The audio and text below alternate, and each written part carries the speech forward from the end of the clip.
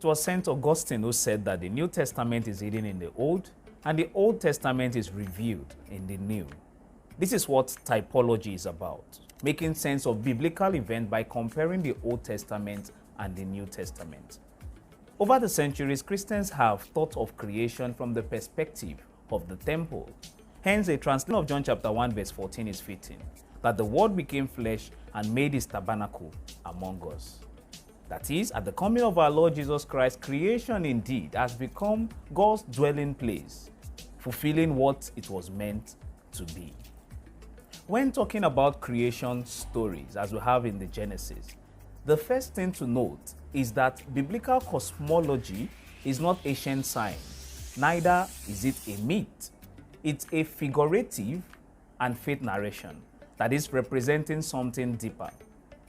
Let's have a framework of the 7 days of creation.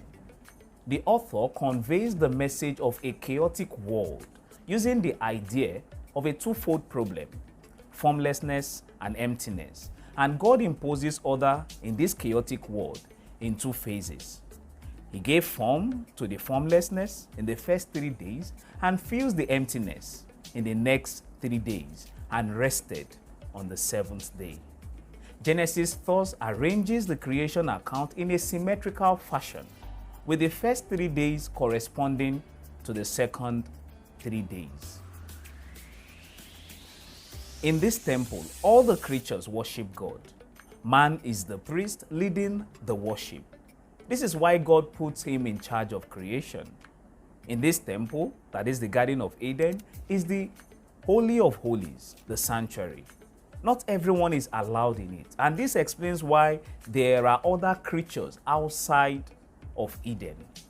The Hebrews use the same word for tilling for the service of a priest in the temple.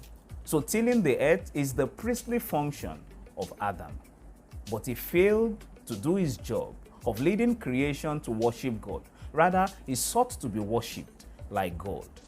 He was therefore expelled from the Holy of Holies.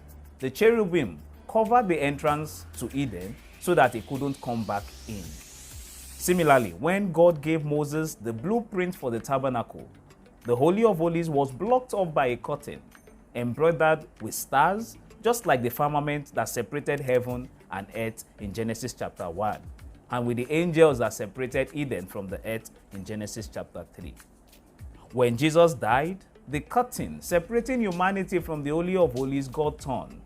That's to tell us that the doors to Eden is now open for all.